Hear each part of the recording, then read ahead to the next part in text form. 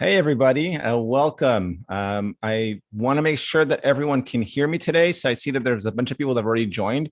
If you could just in the chat, let me know if you can hear me loud and clear or if there's any issues. I want to get that stuff out of the way before we get going. So don't be shy. I see there's 23 of you here already. So all right. Awesome. Thanks, Gordon, for letting me know loud and clear. That's perfect.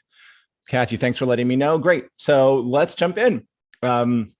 So the first thing that I wanted to ask just to get a sense is where are you all joining me and Kaitlyn from today? I'm here based in Brooklyn in the East Coast. Kaitlyn is going to be joining us from Seattle, and I just would love to hear where some of our other attendees are going to be coming in from. So just drop that in there.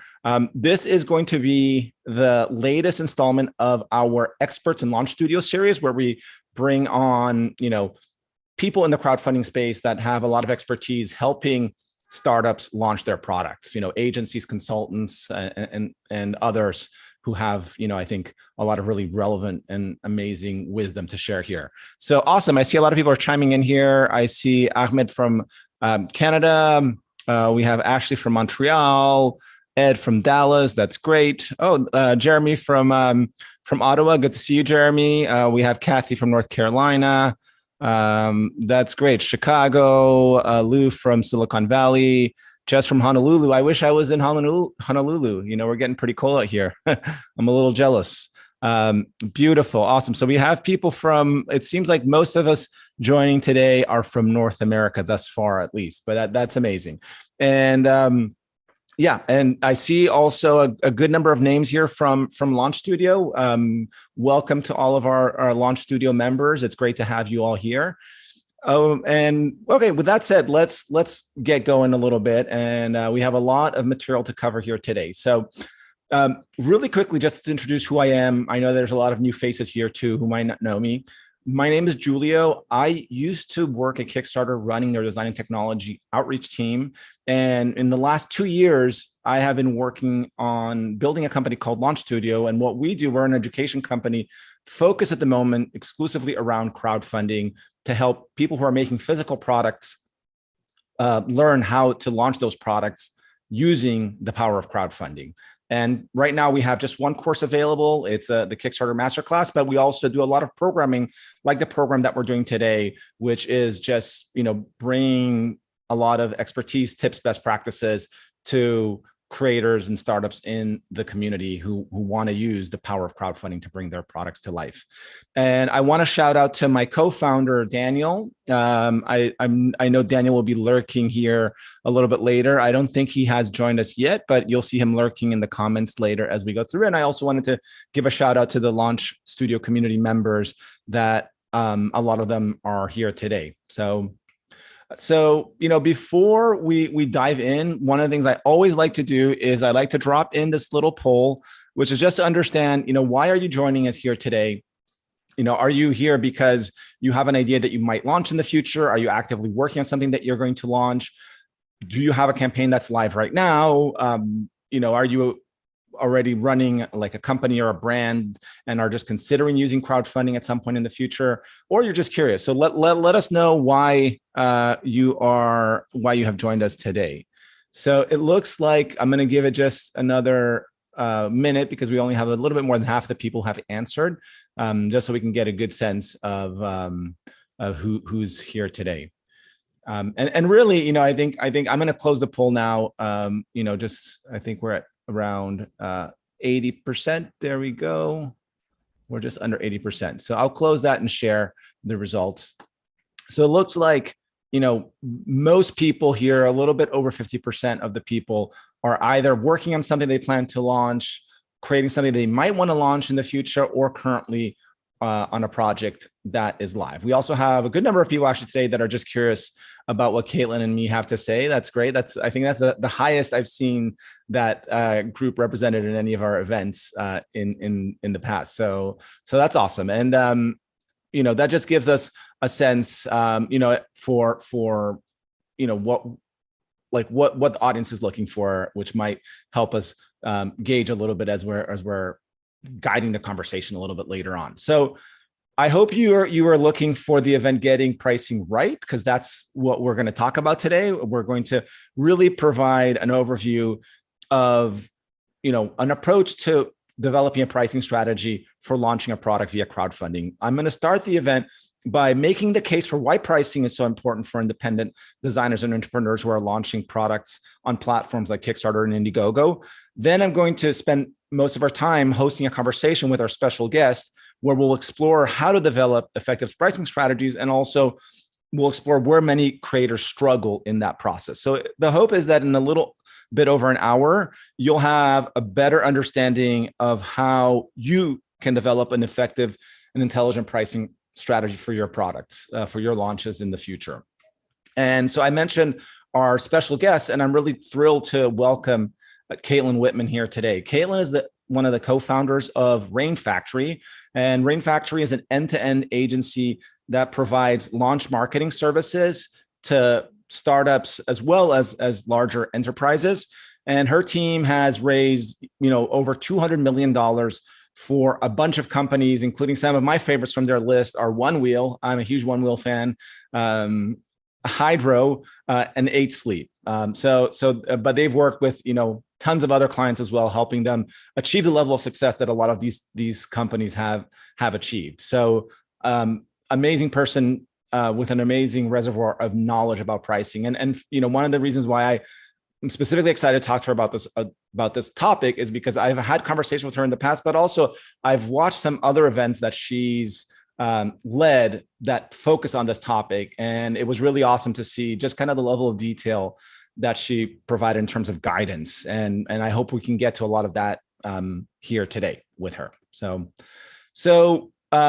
just really quickly, our agenda, you're going to hear me talk by myself for about 10 minutes doing this welcome and giving a little bit of an overview of why this topic matters. Then we're going to have a conversation with Kaitlyn, which is going to take up most of our time, about 15 minutes or so. And of course, as always, we'll leave time at the end to answer your questions. And that will be about 20 minutes or so that we'll have for that. The way that you can get the most value from this event is to be an active participant. As we go along, I'm going to ask you to chime in sometimes via the comments or via a poll. It really is great to hear your feedback. Like, your input really does matter to us, and we really do appreciate it. And also, it helps you get the most value from the event because it might tailor what we talk about. Also, make sure to ask questions and upvote those questions, because we never have the chance, unfortunately, to answer all the questions. So your upvotes are really critical to help us understand what questions do our audience most want to hear about. And of course, stay till the end, because that is the time where we get to answer your questions. And I know that some of those questions might be questions that you already have and you're thinking about. Other questions might be some that come up as you hear me and Kaitlyn talk about this topic. So now, really quickly, why pricing matters. This is just my take on why pricing matters. And one of the things that I wanted to cover this topic is because I do think creators and startups in the crowdfunding space usually don't give enough thought to pricing. They don't put enough time and energy to develop pricing. And I'm going to start with really obvious. And I know it sounds really obvious, but your business needs to have a path to profitability in order to survive and thrive. And I know that sounds super obvious. And for many of you out there who might be entrepreneurs with more of a traditional, who came into this more I want to build a business, this is probably super clear for you. But I think there's a lot of people in the space who enter the space because they fell in love with a product idea, or possibly they were faced with a problem in their own life, and they wanted to create a product that solved that problem. Or maybe even they were inspired to create products based on some higher mission, like some, sustainability. They want to create a sustainable version of something, create something that has a positive impact on society, which are all amazing reasons to start a business. But what I've found over time is that a lot of time creators who start a business through those paths haven't necessarily done the thought required to have a clear sense of what the business model is for their business that will enable them to actually create a business that builds and thrive. And it's really crucial to know that, to do that, you need money, and it sounds obvious, but I think it's something that's important for creators to realize, that it's not just about creating an amazing product that you might be passionate about. That's that is going to be crucial to getting there. But you need to think about the dollars and how you're going to get enough dollars to offset all the other things, which gets to the second point, which price is a really essential key to driving profits. Essentially, the way you're going to make profit is by being able to price your product high enough, not just to cover your production costs and then the overheads, but also by giving you a substantial enough margin that you can support that business model of yours, whether that business model involves just direct to consumer sales or whether that business model involves, distribution through traditional retail, whatever that might be. And price is such a core element of that. And beyond just that, just like the very direct impact of price to profitability, there's also price is a part of your branding strategy. Price can signal a lot more things that can help you even build your brand. So, but it is really crucial to understand that price is just, it's like such an essential key to profits. And there are really big risks of pricing too low. If you price too low, the most obvious risk is you're leaving money on the table. But in the crowdfunding space, another risk that becomes unfortunately all too common is that if you price too low, you can put yourself in a situation like the Coolest Cooler, where you drive this amazing demand, but then you're on the hook to deliver a product at a price that's just not possible to produce. More recently, this has become a problem for other campaigns, especially now with all the craziness that's going on with, manufacturing and supply chains. And on the other hand, the risk of pricing too high, you're just not going to be able to generate enough demand for your product. And that means that your campaign won't get funded. The reason why you can't think of as many campaigns that have suffered from the issue of pricing too high is because most of those campaigns never get funded and never go on to build a business because they just start with a product price that's, the market won't bear. So pricing is really hard. It's just, it is a really challenging thing to do right. And you can't see here, I ran a poll over the last week on LinkedIn, just asking a bunch of creators in my network about, what has had the most significant impact on the pricing for the products you've launched in crowdfunding. And, one thing here, of course, like this poll asks people to forces them to choose one thing. But what's underlying this also is the reality is so many creators in the crowdfunding space actually end up just choosing one thing and basing their pricing on that. They end up just choosing, I think production cost is the most important thing, so they just base their pricing on that. Or they think the competitive landscape is the most important thing, so they just base their price on what they think, the market will bear. And the reality is, you really need to look at several of these data points and several of these sources of insight in order to develop a price that really is, well honed and can help you build a sustainable and thriving business.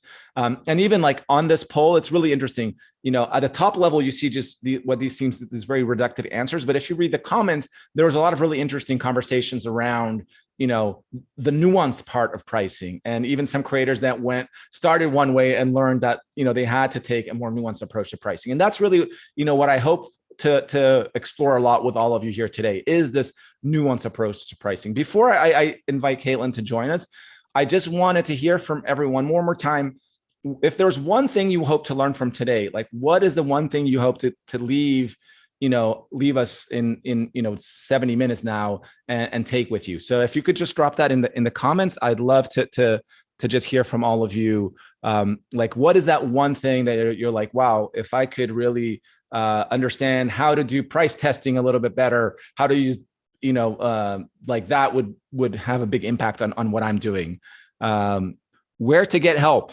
David, that's a big question. Yeah, I think we'll definitely, give you some tools, hopefully, that will help you already be able to tackle some of this. But, one of the places to get help is also, Kaitlyn's company, Rainfactory, is an amazing place if you are looking for that type of help. Gordon, I see how to test price elasticity. Ooh, that's an important one. Yeah, absolutely. And we will touch a little bit on different ways to test prices, both pre-campaign and during the campaign. Ed, customer profiles. Awesome. That's great. So just, keep on dropping those in there. It's just really helpful to know, like, what, for those of you, especially who came in here with a hope to get like something specific out of this event, like Roger, how to do price testing with a product that is not yet in market. Yeah, that can be challenging, and there's definitely ways to do that. Great. I see some people are still dropping things in there, but I'm going to move on just to give us as much time as possible with Kaitlyn. So Kaitlyn, I am now going to just make you a panelist again. So give me just 1 minute and I'll bring Kaitlyn here. And I see that people are sharing more stuff. Here, let me just, great. And Kaitlyn, when you show up here, you are going to have to unmute yourself because it auto mutes you so just quick note. Awesome. As she's joining, I see Chuma says how to communicate why a product is priced the way it is. That's great. Oh, there we are. Hi, Kaitlyn. How's it going? Hello. Good morning. Good afternoon to you. That's right. It's so great to have you here. I think what would be great to start is just like get a little bit about your background. How long have you been working with, startups and entrepreneurs, helping them launch products? Yeah, I kind of fell into crowdfunding back in 2014. I've always been more of a digital product person. I was working at a web development firm as a project manager. And I had the luck and opportunity to work on a company called Jibo that was founded by this, professor who wanted to pioneer social robotics and kind of put forward this, physical in-home personal assistant concept. And so my team built the website for it. And my now business partner, Janelle, was running all of the paid media for it. So we formed an excellent team. And that company did a very cool $2.3 million in our very first go.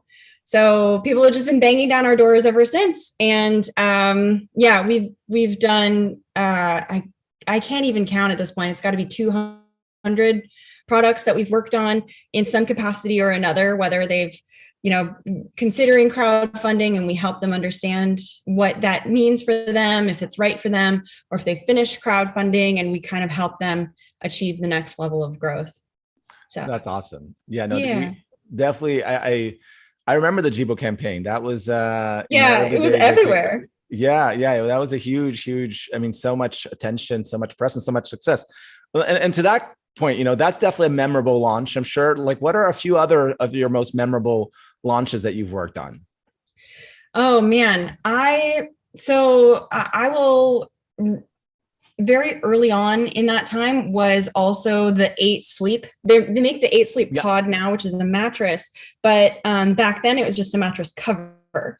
And we were so focused on pricing because when you're trying to do a bed product, you have to do like what percentage of people are doing a queen mattress, what percentage of people want king. It was just bananas. And how to represent that on crowdfunding. So that was a really interesting challenge. Another brand that I enjoyed working on was our first actual corporate product, which Philips was wanting to launch one of their projector units. It was this, Pico projector, really amazing specs. I mean, just category defining products. And so the interesting challenge that they had was trying to convince people that like, no, this is really Philips. And yes, they need crowdfunding because they need to talk to the higher ups in the company and say, yes, people want this product and it's worth, everything that they're trying to charge for it. Awesome. So we really run the gamut. And then of course, other big names include the Atari VCS. They wanted to kind of relaunch a console in the market. And so we kind of consulted with them on that. And that was also, heart stopping, sleep loss, all of that really fun stuff that comes with launching a product. Awesome. And so you mentioned a little bit about how pricing is so important to the 8 Sleep campaign, or such an important part of the work you guys did for them. But I'd love to hear just in general. I mean, I know I try to give my spiel of like, hey, this is why I think pricing is so important, but I don't have the experience that you have and seen the things that you've seen, right there, like as you're running these campaigns and or your team is running these campaigns, like how do you sell? Like if you had to talk to a creator right now and they're like, oh, I'm not worried about pricing, just like how do you make that case, like that pricing is this really crucial strategic thing that creators need to tackle? Yeah. And I'm so passionate about pricing. I studied economics, I studied finance. Like this is I adore anything to do with like tinkering with math and numbers, and all of that, fun, nerdy stuff. And I have had companies that completely flopped because we entered the market at a price point that just didn't make sense. Or we've made the mistake of anchoring the product in a category that was very, very cheap and very competitive. And that therefore people weren't really willing to pay any more because of, some sort of like a sustainability factor or more expensive manufacturing process, or you name the competitive advantage that people were building into it. I also recently worked on a company who put in too many features. And that was really interesting because they always say, more is more, right? Yep. And you want to say, oh, well, what if, it had touch controls? What if it could wake up and speak to me in the morning? What if it had a screen? And you're like, people, they're not willing to pay for it. Can we lose the screen? Because that will save you, a couple $100 of your manufacturing costs. So that was just, yeah. Well, it's interesting thinking about that, because I think that gets to that point where, pricing, and this is something that even in LinkedIn, somebody made this comment around how pricing is something that you need to think about ideally when the product is being developed, because it yes. should be something that will drive some of those the exact type of question that you just mentioned, the exact type of decision that you just mentioned. Do we need to add this additional feature set? Does it provide enough value to the product that it can help us offer it for a price point that will offset it, and that will ultimately let us make the product more profitable, right, versus just work against it? Exactly. And at what point does this additional feature drive additional value to the customer, or it just pushes the cost up and the value isn't really there? So yeah, and it's very, and that's what crowdfunding is so amazing at doing, because these products, you're still kind of tooling the product. Maybe you've got the prototypes. So yeah.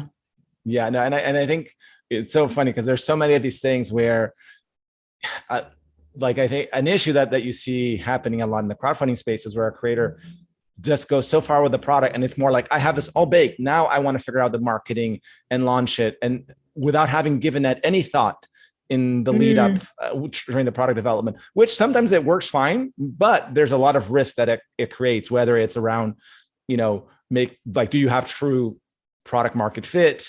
Did the feature set that you develop really make sense from a pricing strategy perspective? So I know we'll talk about some of these things a little bit later on. So the next thing that I wanted to just touch on, which you already touched on a little bit, which is like how pricing for crowdfunding differs from other types of product launches. Because I know that crowdfunding, there's so many things that differ from the way you might launch a product if you launch it already with inventory in stock, where people can get it right away, where they might be able to try it. So there's, across all these different dimensions, there are specific challenges and benefits of going the crowdfunding route. So when it comes to pricing, what are some of those benefits and challenges that creators have to contend with in this space? Yeah, I think one of the most misconceptions about going to market with a certain price level in crowdfunding actually was one of the commenters on your LinkedIn post. And I hope they're in attendance today, because I'd be really curious to hear more of their story.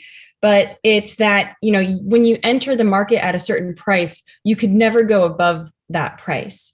And with crowdfunding, you're really afforded that level of flexibility to change your pricing in any level.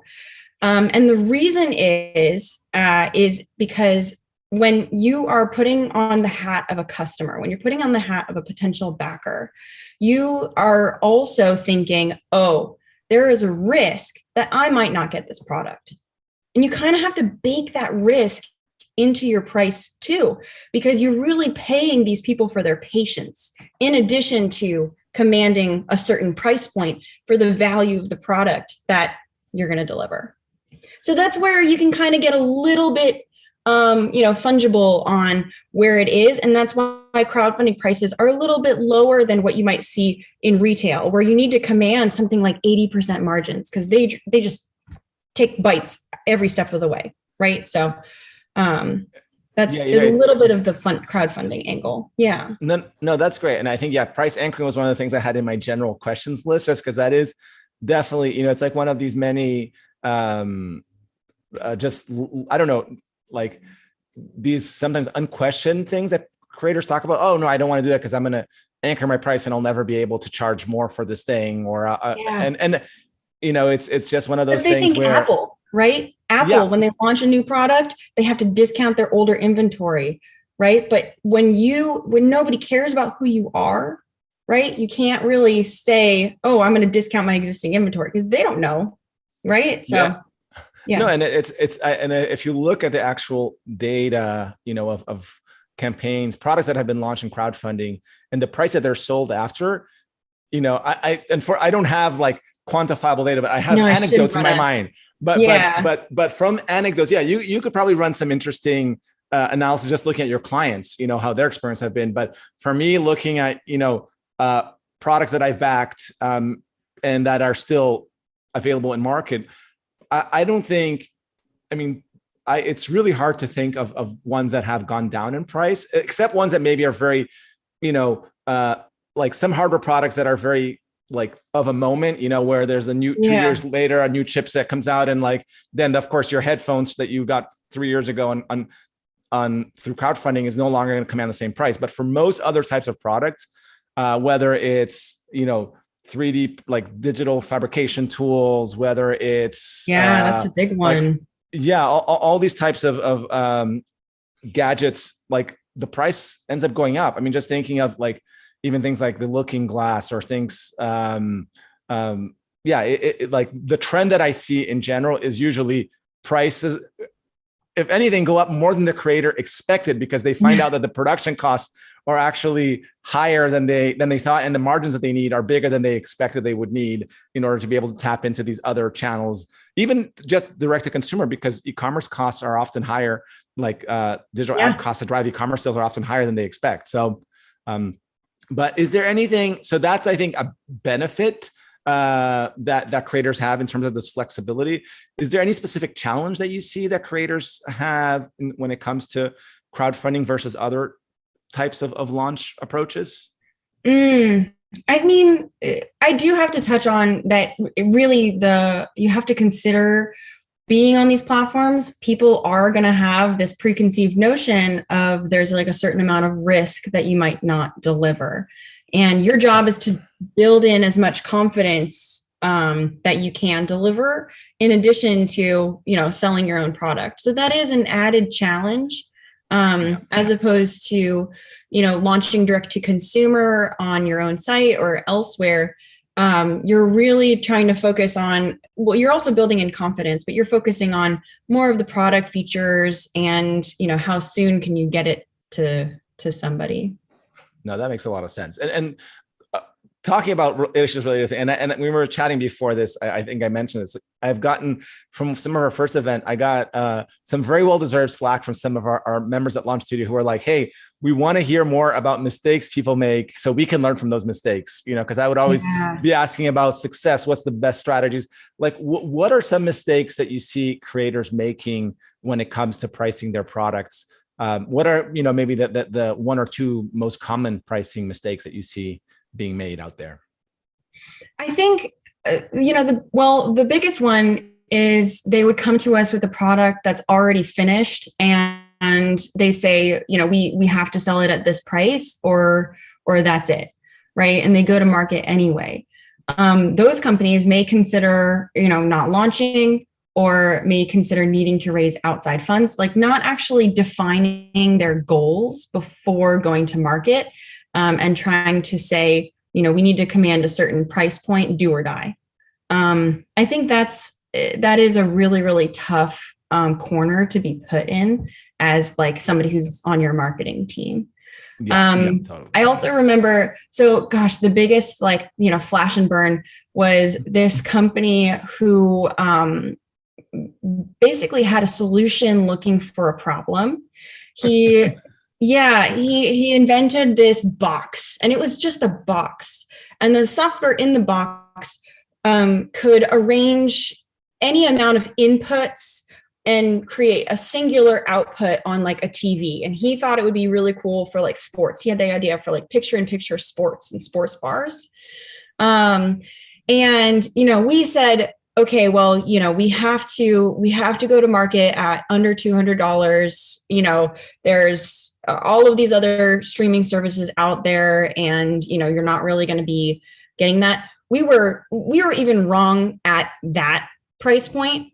I mean, it turns out that people had a perceived value of like under 100, like 79. It was like they didn't value this thing at all because it was, kind of like a glorified software product, right? Yeah. So in a box. So, I don't even think it should have been a hardware play at that point. Yeah, and it's interesting because I think you're talking about one of the things that creators struggle with so much, which is the notion of perceived value. It's very easy to figure out what your costs are comparatively. It's much harder to figure out what is the perceived value for the audience that is the core audience of your product. I mean, that's a really challenging thing to figure out. And so let's now dive into how you go about developing a pricing strategy when you're working with a client. I know you guys have a pretty well thought out process, and if you could take us just at a high level, like let's kind of have you break it down at a high level, how you guys approach it, and then we can kind of go step by step and explore each one of those individually. Yeah, I'd love to, just because, it's people are dropping questions in the chat. They're saying, okay, what's your formula? What's the model? And really, it's not an exact science. And I wish it could be. Maybe I should just like go back to school and continue studying it. But I continue to do field work in this manner. But our 4 steps, and we try to keep it pretty tight, is you do your market research. And then market research is split into 2 levels. One is, of course, existing competitors in that area. And then another is, okay, Joe, your product is so category defining that nothing exists. There's no competitor. There's no comparison. Well, in that manner, you have to understand what people are doing to solve the problem, right? If you're finding a lost dog, how much does it cost to find a lost dog? If you are, have a personal assistant that's now a digital personal assistant, how much does that cost, right? So what are people already paying to kind of solve the problem? And if they're not paying anything to solve this problem, like redesign your product, right? So that's market research. Second one is costs and margins. A lot of people make the mistake of not really understanding shipping costs and logistics to bill of materials or your BOM, to anything that you have to bake into your product in the whole development and the kind of cost to bring it to market. So you have to consider your bottom up. People sometimes make the mistake of trying to consider all of the like startup costs and the initial manufacturing or your sunk costs into that product price, when really you should be considering something more of like a marginal cost to produce an additional unit. That's your bottom up sort of costs level. And then you want to do pre-launch testing. So we, and I looked it up, but we use something called the Van Westendorp price sensitivity model. And I can go into detail on that later, or you guys can search it on Google. But we try to build in this idea of like perceived price, perceived quality, and try to place it out at, a certain percentage of pricings. And then, you never really know what people are willing to pay until you start asking them to pay it. So the last one is the riskiest of all, and that is you launch your campaign, you have it go live, and you just come with a bunch of different prices that you're trying to test and you're trying to throw in the marketplace. And you can either, advertise one price, but, on Kickstarter, it's a lower price, or you can offer people, secret discounts, flash sales. You can do any number of things to try to push out different prices and test it that way. So awesome. That's the Wild West version. Great. Let's kind of go through these, and I know you already give a high level overview of each one. So let's talk first a little bit more about market research. Like, I would love to really give our audience some glimpse of like what are the activities that you carry out to really, what is competitive, both like you said at a high level, like how are people solving this problem, but like when you have to do competitive research, is there some process that you guys follow? Is it just scour the web? Like what's that look like? Yeah, you want to go in 3 places. So we scour the web on Google Shopping, mostly just seeing kind of what people are pushing out there on that specific term. And then 55% of new product searches begin on Amazon. So you really do need to understand what things are going for in Amazon, in your product category. So trying to find how people are solving that problem. And then the third is on crowdfunding itself. You can really try to stand on the shoulders of giants, and look at the successful campaigns and look at the flop campaigns and try to see if there is any difference in how they marketed it, or more importantly, how they priced it. And then of course, let's talk category defining products. My example top of mind is this company called XGimme, who was in the home projector category. So they created this projector, but it was so darn expensive. I mean, they put in like premium speakers, 4K input, and it was just this like really huge thing. So we said, okay, well, it replaces a home entertainment system. So how do you break that down? How do you try to anchor people in what sort of systems or elements that they're already paying for? I'm also working on a company who is replacing, all of these like neurofeedback therapy type services. And those are super expensive. And we kind of need to bring those to the forefront, saying, okay, in as little as, like 3 sessions, right? You're already replacing what might take a professional, awesome, 1 session. Yeah. So these are really powerful insights, and in terms of like the positioning of the product and putting it against a competitive, like creating that competitive set that it actually is competing against, versus just assuming, like to your point, the projector is just another projector. No, it's a home entertainment system. And what is, what happens if somebody doesn't do this part, like doesn't put the time and effort to really figure this out? Like what do you see happening with a creator that might decide like, oh, I or just not spend enough effort doing this?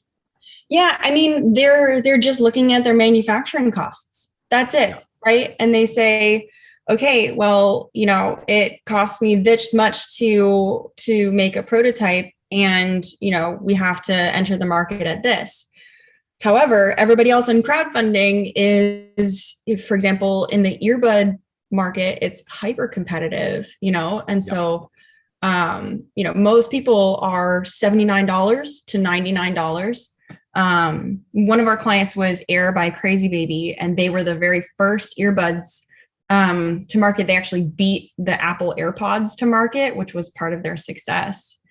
And they went to market at $99, and it just blew everybody else out of the water. I mean, those things just flew off the shelves virtually.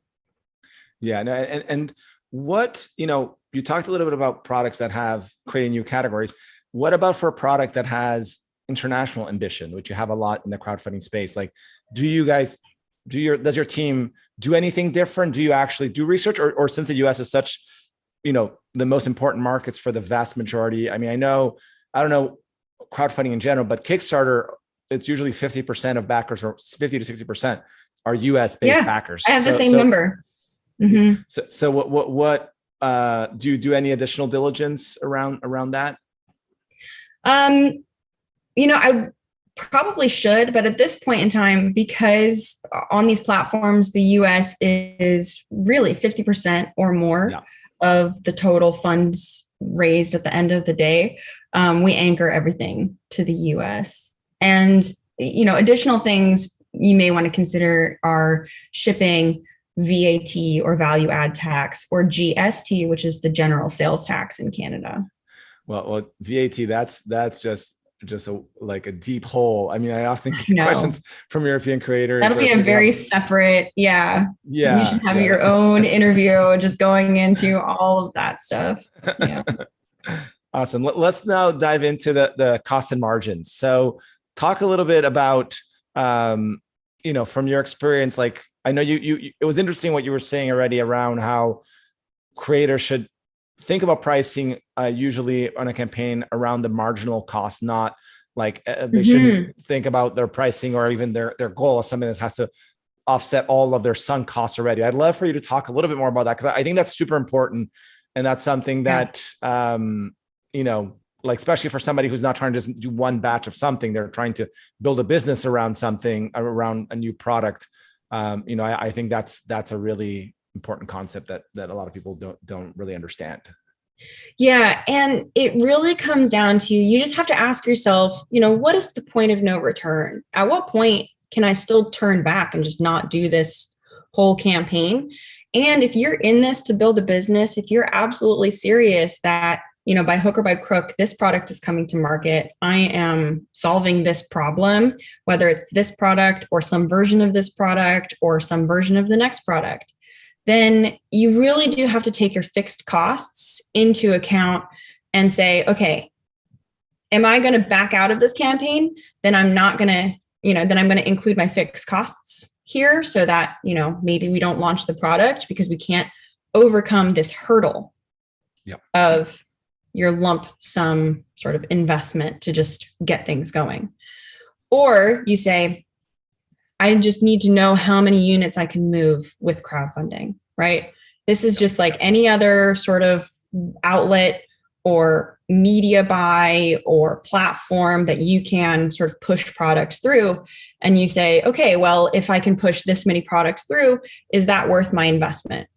But let's talk about all of the variable fees that get baked into the campaign. You have 2.9% credit card processing fees. That goes straight to Stripe to process people's credit cards.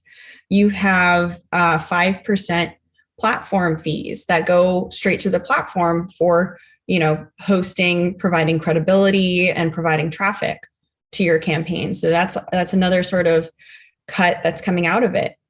You have marginal shipping costs as well. So what it costs on average to ship each additional unit.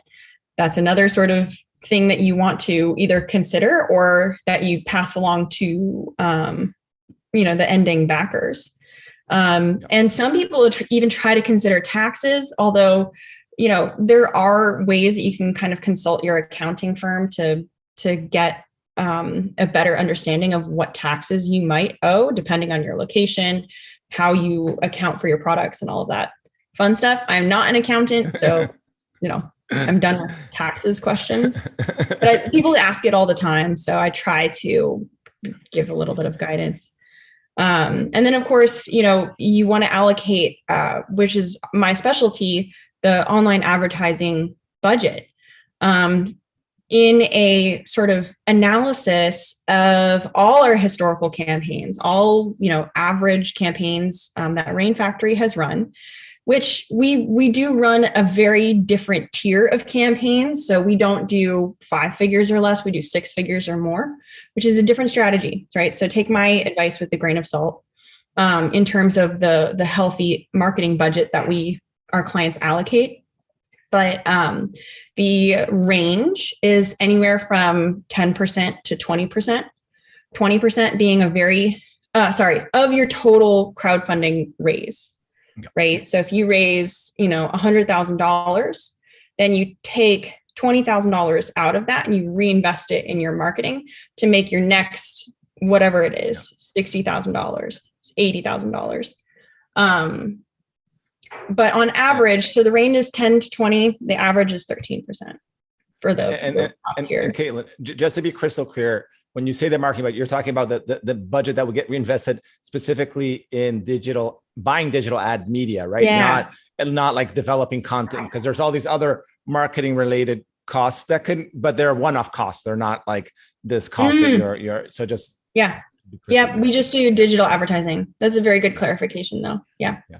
And one interesting thing, one way that I often talk to creators when it comes to that question about sunk costs is also like the reality, like if you're like launching a product through almost any other means, like you don't expect all of that investment to be paid off in the first month that you're selling it. Like it's like that's overhead time that gets paid off over a longer time horizon. And so to your point, like you could, if for you, it's fundamental that you don't want to proceed unless you can cover all that up front. You need to make it in, and that's going to greatly decreases your chances of making it past this gate of your crowdfunding campaign. But no, you did touch on such an important topic, because people keep telling me, okay, I need to sell 1,000 units. I need to make $1 million. I need to, whatever it is that your goal is, but they never think to tell me when. Tomorrow, 3 months from now, 6 months from now, by the end of the year, like what's your time horizon, right? So you want me to be very efficient with your advertising budget? Sure, I can get you, that $1 million incrementally, whatever platform you choose by the end of the year. Or if you want me to concentrate it, then we need to spend a certain amount of time building up to it so that we can like capitalize on it during your campaign, right? So it's the timing is very, very tough to really think about. Yeah. I think there's a lot of what I like to call magical thinking that goes on sometimes, where it's like, I want this to happen in a month, and I want us to launch next month. It's just like, whoa, wait a second. That's not necessarily true. I think Seth Godin, the entrepreneurial sort of writer, he said Kickstarter is a finish line. Kickstarter is not a start line. So I always try to quote that when I tell people to think about it. He says, it's a finish line. You really are capitalizing on all of your good work that was done. Yeah, that's a great quote. That's a really great quote. And the last question I have in this cost and margin, and this is just, I don't know if you'll have a good answer for this, but this is a question I get asked pretty often. So I'll ask you to see what does a good margin look like? Just thinking of, a marginal, thinking about the marginal cost. Yeah. Like, what does a good margin look like? When I see a product with 40 to 50% margins, that's good. That's really good. I think somebody dropped in the chat that, Amazon says you need to have 70% margins. I mean, those guys, again, they eat your lunch. So you really need to build up a lot of momentum and different channels before you're able to kind of command 70% margins, like some of the high volume products. 70%, that's like a high volume. But when we're talking specialty, niche, first of its kind, first ever, 40 to 50% margins are really, really healthy. And I think that goes to the point we were talking about earlier as well, how, the price that you're going to charge in crowdfunding is not necessarily the price you're going to be charging when you are at that point in your journey where you're an established company or enough that you can potentially reach that level of success in retail or in Amazon or whatnot, so. Yeah. I also had somebody, one of my clients just asked me, okay, Kaitlyn, I'm getting these people to sign up. What's a good just percentage discount to kind of dangle this carrot to get folks to be really, really interested? And this means that you are setting your retail price, which you're not going to charge in crowdfunding, but you kind of want to set that retail price just to, again, anchor people in a higher future price to incentivize them to purchase now. Those numbers look like, 25 to 40%. So 25 to 40% is good. That is what might convince somebody that, it's worth it for the wait. Because otherwise they say, oh, well, for just 25%, I can just wait another 6 months. Totally. Or then 50 to 60% discount. Like if you're discounting your product 50 to 60%, some people might start thinking like, okay, well, they're just BSing me. Like, this is not going to be the retail price. This is ridiculous. So you gotta kind of be in the realm of believability. So, awesome. Yeah. And so let's dive in now to the pre-launch testing. This is something that, I think creators are very interested in. I think it's a black box for a lot of creators. Like, how does that get done? So how do you guys tackle this at Rainfactory? Yeah, so I want to be really careful between stated preference and demonstrated preference. So we try to do a little bit of both, right? Most people make the mistake of listening to, engineers, investors, friends and family. How many times have I heard somebody like, oh, well, my investors say this is such a really big problem and they would spend, 10x what you're asking me to price it at. And I say, okay, well, you're really talking to somebody who is not interested in making this purchase, right? They're not like, they're investing in you. So you really have to go outside of your personal network. Stated preference is anything saying like X dollars is okay with me. Demonstrated preference is I am paying that amount of money. And you're not going to get that demonstration until you launch the campaign. But let me talk a little bit about price sensitivity modeling. And I'm happy to answer questions after this. But we do a little bit of sensitivity modeling with all of our clients. We found that this is a better way to have these frank conversations around not pricing a product too low or not pricing a product too high. Because price is also a signal of value. When we do this type of price testing, we initially capture somebody's, we run advertising, we run it to a landing page, we capture their interest in the form of an email address or a phone number, and then we send a follow-up message to them saying, hey, help out our product development team, answer a few questions, and you're going to be locked in for your future discounted price. We ask pricing questions in two different ways. One is we ask the person to kind of estimate how much this is worth. And you can do that either with or without priming. Priming is sort of anchoring them with a different price or anchoring them with a different, most other services cost this amount. What do you think this might cost? And we ask it in four different ways. What is too so low that you would question its quality? So you really want people to say $20 is like, that's some really cheap stuff. I'm not going to buy it because I think it's going to break. Then the next product question that you want to hit is what price is this going to be a great bargain? What if this were on sale, you would just buy it without thinking about it? What price is this getting expensive? So that's the third question. What price is this getting expensive, but you might think about it?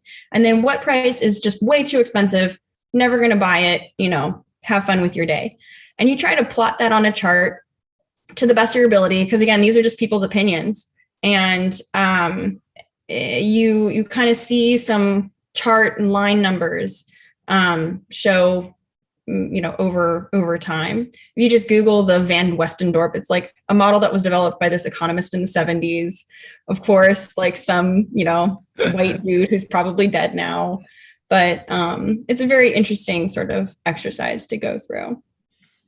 Awesome. No, that's super. That's so do you guys, so that test, it sounds like it's more of a survey based approach where you guys ask people to fill. Do you do price testing as well using digital ads that running different prices? Is that something you do only more in a live campaign setting? Is that something that you do in a pre-launch setting? Only because that's the other type of price testing that I get asked a lot about.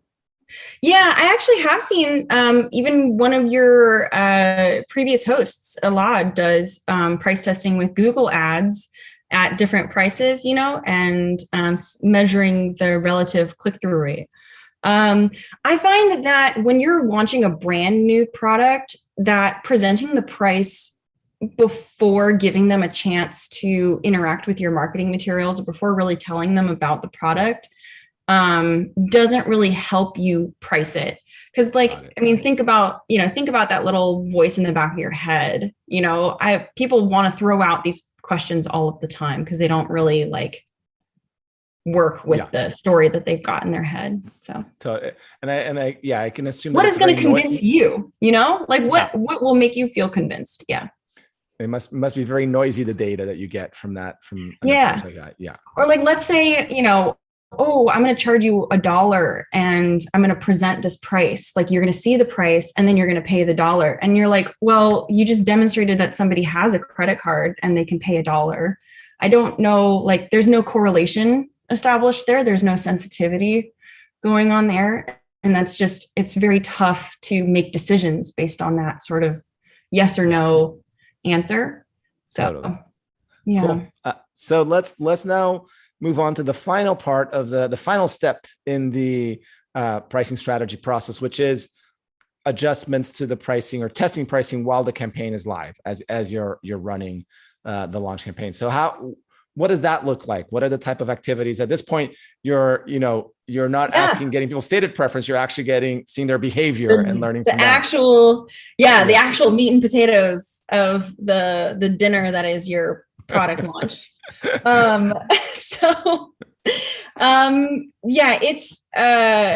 is going to be scary. Going to launch your campaign and not having 95% confidence that you're going to hit this goal at a certain price point. It's like planning a party and you're not even sure if anybody's going to show up.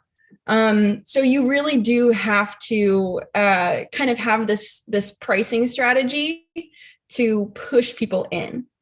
And if you followed the crowdfunding space, you might be familiar with the concept of herd mentality, which is, a more funded campaign makes it easier to get each additional person in on that campaign.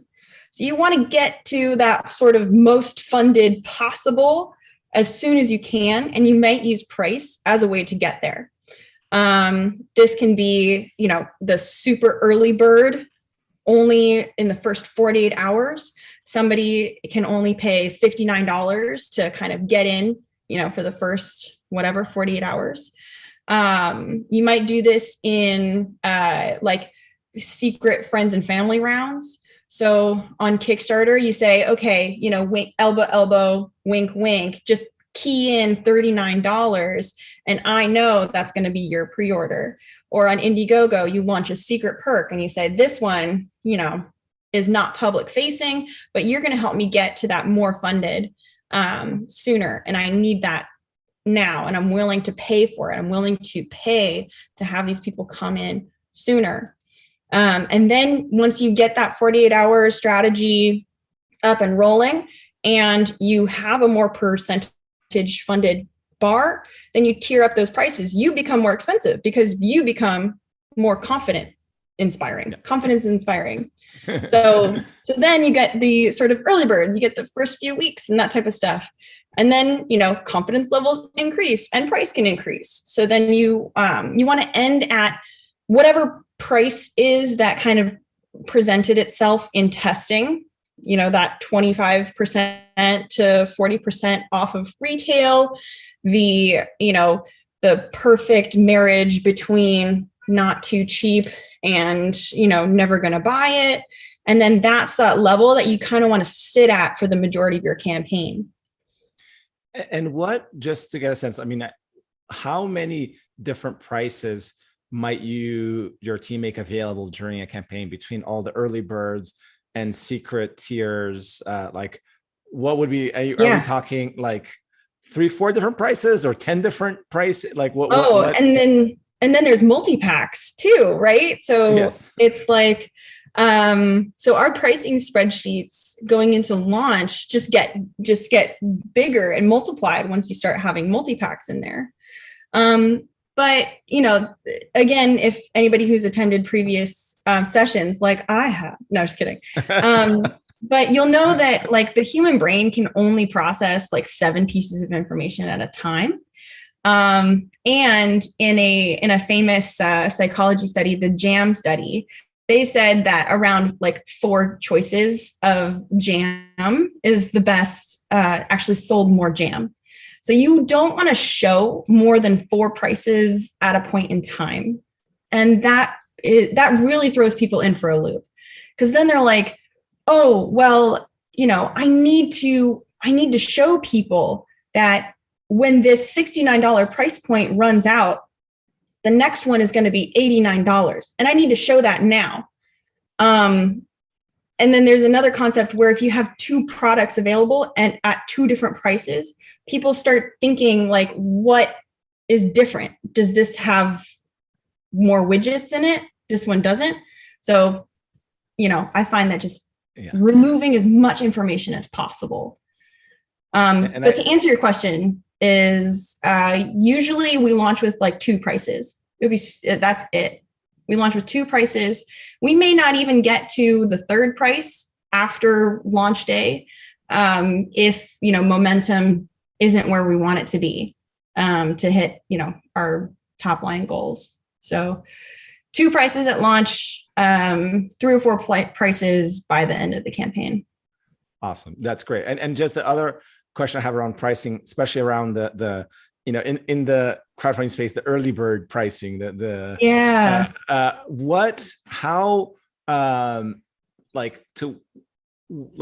when you think about how many units or how many people do you want to let back at a certain price, like how do you guys think about that? Like what is it, like you want to have the early bird pricing get somebody all the way to their goal? Like is there a model that you guys use to approach those kind of price jumps? Yeah, I think and again, it just depends on your goal. But for me, if I were just had invented my own product and launched my own campaign, I would want my early birds to get me anywhere from 33% to 100% funded. And I think that would be, that would make me feel really, really happy that I, blew it out of the door and got to that sort of a third of the way there with the cheapest price that I could possibly offer. Awesome. That's great. And with that, I want to, as much as I have tons of other questions for you, but I want to give our audience the opportunity. Yeah. So the first thing I wanted to do is just ask everyone, if you would please add your questions to the Q&A window, just because we're going to really focus on that. And the reason why we like to focus on that is because then we can upvote questions, or you can upvote questions, so that we can answer the questions that are most interesting to our entire audience. So I've seen some questions be peppered in through the chat. If everyone, and I see some questions already populated in the Q&A, I will just take a minute out to ask everyone who will ask questions in the chat, move those questions over to the Q&A. And even more importantly, everyone, please upvote questions. We're going to just start by answering the questions that was first asked. But once we start seeing some upvotes there, we will start prioritizing the questions that are getting more upvotes. So with that, let's turn to our first question. And it's Martin asked, let's say I have a general idea what price category my product belongs to. Is there a formula how I can calculate what exact price I should choose based on production and shipping costs? Well, at this point is, you'd want to use the bottom-up approach, right? So you'd want to start with your bill of materials and then add in your shipping costs, add in the all of the fees and variables, and kind of see what that comes into from your bottom-up approach. Someone on LinkedIn says the best products are where the bottom-up matches the top down, or the bottom up is less than the top down price. So the formula is, straight addition based on your minimum order quantity, MOQ, if that makes sense.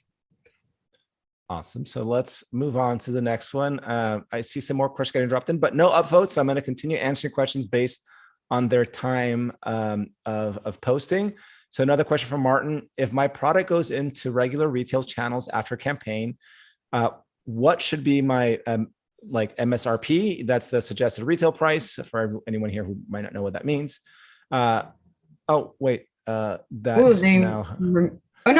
get upvoted. Somebody upvoted a different question. Yes. Sorry. Yeah. Same with less extras, higher, lower, but a really more basic version. So why don't we why don't we start with the top of that question? Yeah. So retail channels after the campaign, retailers really try to look for like 80% margins on your product. It's really, really aggressive. But because the retailers themselves try to take like a 25-30% margin for just stocking your product on their shelves and taking a cut of that. And then you have your distributor who sells into the local retailers, and they're also going to want to take a cut. And then you have, any amount of whatever's left over allocated to actually promoting the product. I had a client who EcoFlow, which makes battery products, when they first filled out their pitch to be in Home Depot specifically requested, what is your online advertising budget and what does your results look like for your online strategy in order to even be considered to be stocked on the shelves of Home Depot. So retailers are even getting smarter and smarter about making sure that companies are allocating a paid media or a paid advertising budget. So that's where those like 80% margins come in, because you got 30% the retailer, 10-15% to the distributor, then you've got your 10% advertising budget. That's just the name of the game.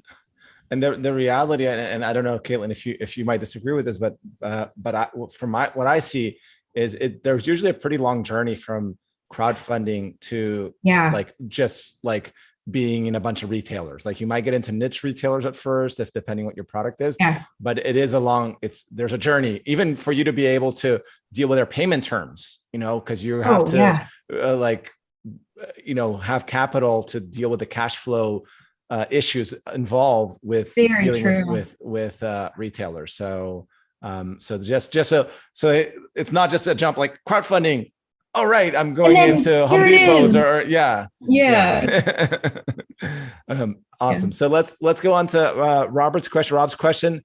How does it affect including excluding shipping costs at the campaign versus doing it later, like when you collect it via backer kit or pledge box or some other tool? Yeah, or some aftermarket shipping collections. So this is kind of where we're getting into where we are now in crowdfunding, right? The old crowdfunding is Amazon, free shipping, delivered to your door in 2 days for free. And then the other one is where we are today, which post-COVID, people are used to the Shopify model where they do charge shipping at point of checkout. And then you can kind of review all of the shipping sort of costs associated. And people understand that it costs money to get stuff to your door. So in terms of like overall trends, charging shipping during your campaign could be a route to go, or charging your shipping after the campaign is worth it. Then you just have to, be comfortable with the potential risk of people dropping out and maybe asking for refunds or not willing to pay shipping and not receiving their products. So it's I don't know your experience, Julio, because it's just like it's a trendy thing. Yeah, no, I think it's a trendy thing. I think, right now, considering all the supply chain issues that we're facing right now, I can see a reason. To our point, like this trend began a couple of years ago where people started doing this thing where we're offsetting more often. Like, oh, I'll just get the shipping costs later when I'm collecting the data to ship products. And I think it began with some fair, I think there were some creators who were like, I don't want the money that I get for shipping to be considered against my goal for a campaign. I know in the games category, talking to some of my colleagues at Kickstarter at the time, there was a lot of creators who felt very passionately about that. And I think that's how this got started. Then it became a trend, and I'm kind of in the fence. I think, as long as you don't charge people some like crazy shipping amount when they're filling their surveys, that they can be okay to do that. And nowadays, with the shipping issues, like it can make sense to do that. But the problem is, because of the shipping issues, you might end up giving people sticker shock when it comes time to ship, because like if all of a sudden your shipping costs increase by 5-fold or 10-fold, like great, you can pass it on to your customers so that your company won't have to eat all that up. But on the flip side, your customers are going to be really pissed off. So it's still like, it is a ball of spaghetti in terms of costs. I mean, and then, try not to go too deep into it either. Cause I think, as an entrepreneur, you've got enough sleepless nights. Shipping, adding that to your number of sleepless nights, like you also have to put a premium on your own sort of like sanity, Yeah, I agree. There's a lot, there's enough you have to contend with when you're preparing to launch a product, that there are certain decisions that you kind of just need to make them and move on. Future me will worry about this, or I'm going to charge what I think I need for shipping, and the rest of it I need to make up with in equity, in financing, in something else, right? So no, I think that's well put.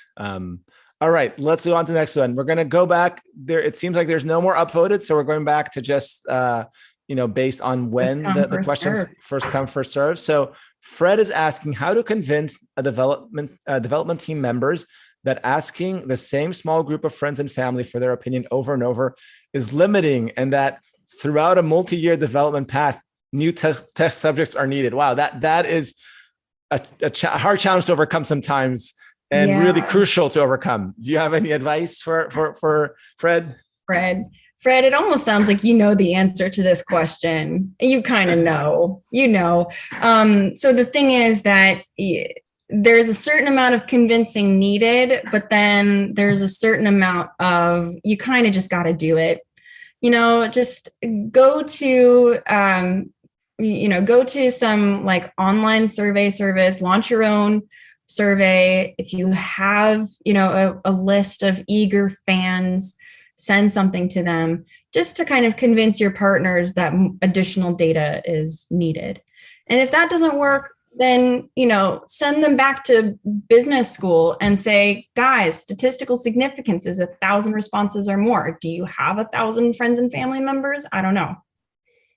Yeah. And this is one that's it's a huge issue to just get caught up in that bubble. Like it really can lead you to develop a product, develop strategies that are totally not aligned with who your actual audience is. And I think the point of what you were talking about during our conversation, Kaitlyn, about stated preferences, like your family and friends are great to tell you about their stated preferences. And they have, of course, it's all colored by the fact that they like you, and like, so see, there you go. Actually, this is a good way to do it. But I talked with the founders of Tracker Bravo back in the day, and he has something called the grandma test. And he says, if I can sell this and my grandma will buy it, then I think I'm doing something right. And I do the same thing with my mom. My mom is very technology forward type of person. And I feel like, if I can kind of convince her to do this early bird thing on crowdfunding, even if like maybe I just pay her later, just whatever it is, but then I feel like I've done my job. So there's another good angle. I mean, they're there to support you, but at the end of the day, they're making decisions for themselves if they want it or not. Yeah. All right, let's go on to Lorelei's. I'm sorry, Lorelei. I'm sorry if I mispronounced your name, but you asked a question here. How long do you do the survey for price testing? Is this something that you do over a month period or so? And who do you send the surveys to? Let's start with just that. We can read the rest of the question afterwards, but I think that's enough there to chew on. Yeah. And really is, how many responses does it take for you to feel confident in the results?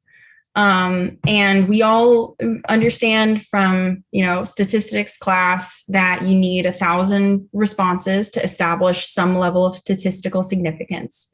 You're also going to want to do some data cleaning, because there are those jokesters out there that are going to put like 0 is too expensive because I will never buy this. You know what I mean? So you got to go through and you got to clean some of these responses for that product at the end of the day.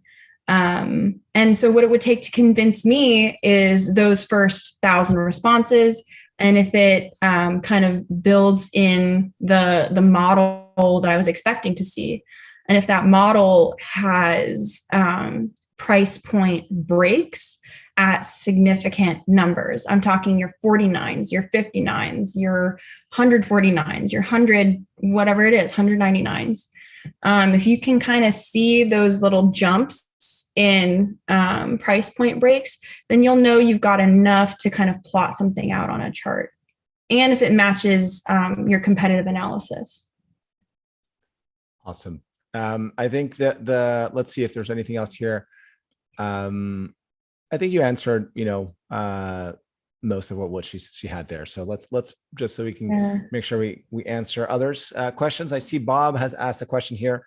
How do I price a new product that is like existing products, but has some key innovations that should make it more valuable? How do I value those differences?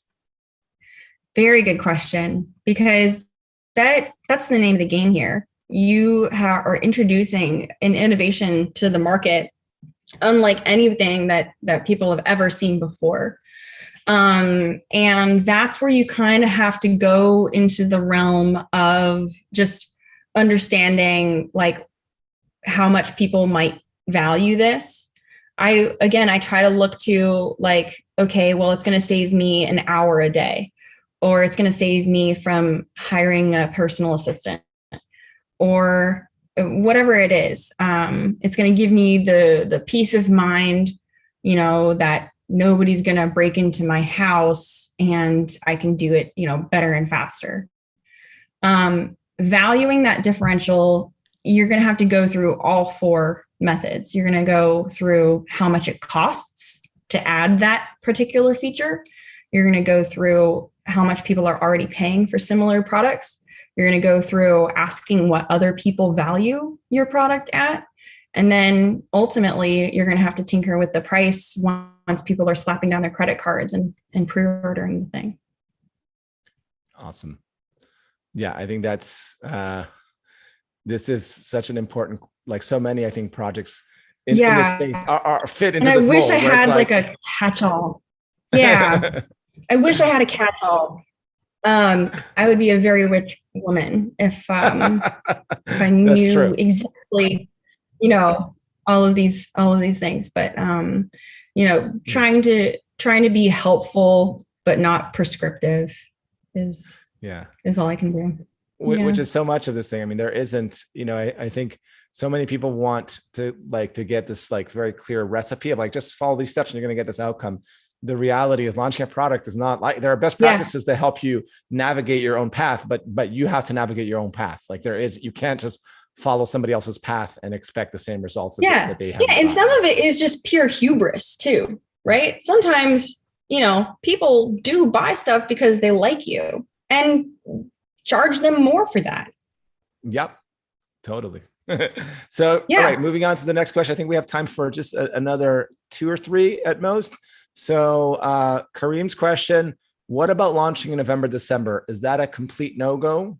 What's your take on that? That's definitely a question that's coming up a lot nowadays as we get close to the end of the year.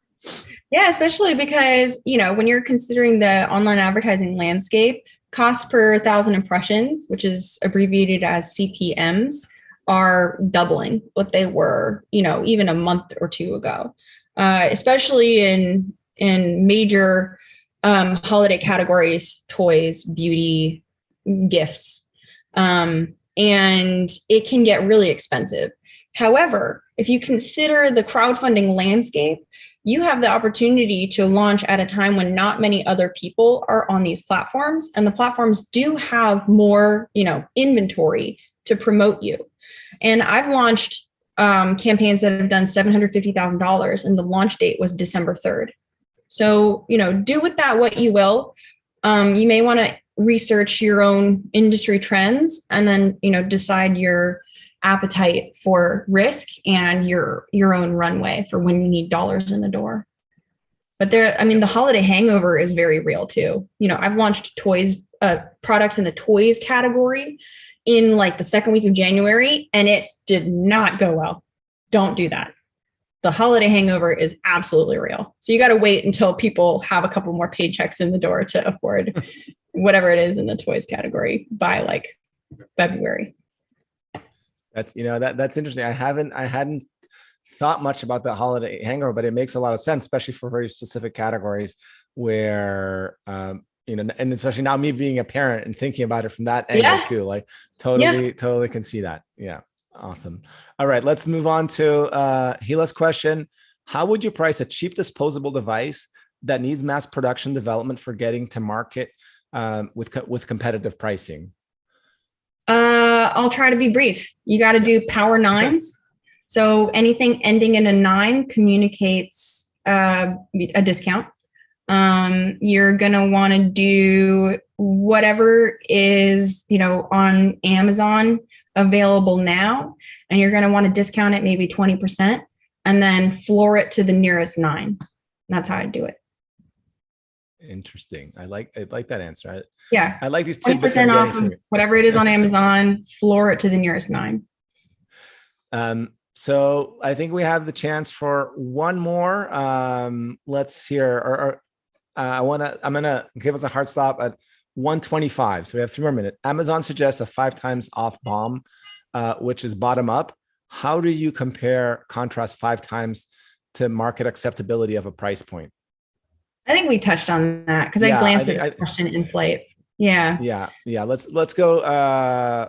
Roger saying launching meaning you need to reach 30 to 40% in the first 48 hours. So I think he's asking, do you need to reach 30 to 40% in the first 48 hours to succeed? It just depends on your overall goal. For my clients that are exclusively in the 6 to 7 figures, we want to hit 100% funded in 48 hours.